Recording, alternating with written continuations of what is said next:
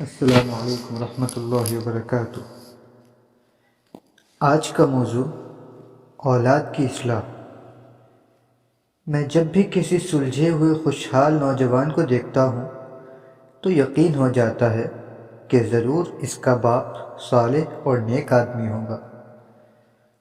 فرمان الہی ہے وَكَانَ أَبُوهُمَا صَالِحًا، کس صداقت نظر آنے لگتی ہے۔ باپ اگر نیک ہو تو اس کا فائدہ دنیا ہی میں اس کی اولاد کو ہونے لگتا ہے۔ ڈاکٹر نبیل اوزہ کہتے ہیں کہ مجھے جب نوافل کی ادائیگی میں سستی اور کاہلی ہونے لگتی ہے تو مجھے میرے بیٹے اور دنیا کی پریشانیاں یاد آتی ہیں کہ کہیں نوافل کی ادائیگی میں میری سستی اور کاہلی میری اولاد کی پریشانیوں کا سبب نہ بن جائے۔ اپنی اولاد کو خوشحال زندگی اور دنیا کی پریشانیوں سے نجات دلانے کا ایک اہم ذریعہ ہماری نیک بختی ہے۔ ہر شخص کی تمنا ہوتی ہے کہ اس کی اولاد نیک اور فرما بردار ہو، لیکن صرف خواہش سے کچھ نہیں ہوتا، اس کے لیے خود بھی نیک اور صالح بننے کی ضرورت ہے۔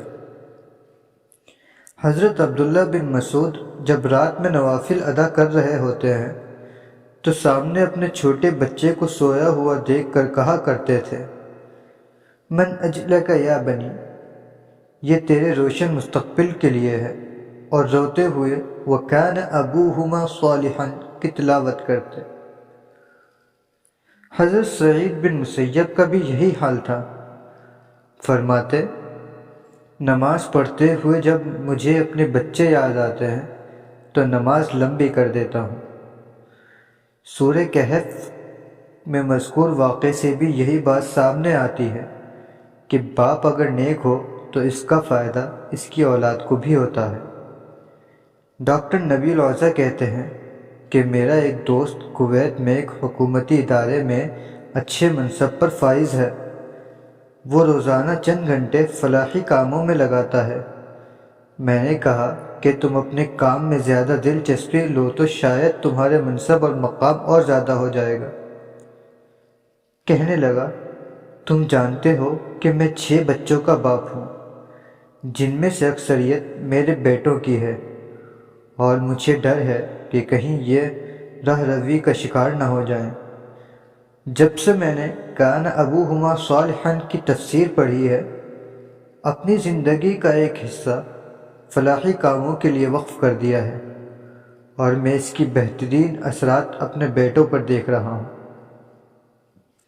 کیا آپ چاہتے ہیں کہ آپ کی اولاد نیک صالح اور آپ کی فرما بردار ہو؟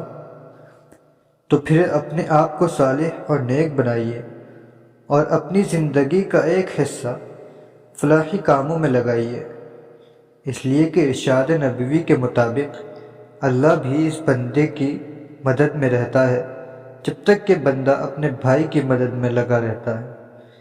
جزاکم اللہ خیر و احسن الجزاء۔ اللہ حافظ۔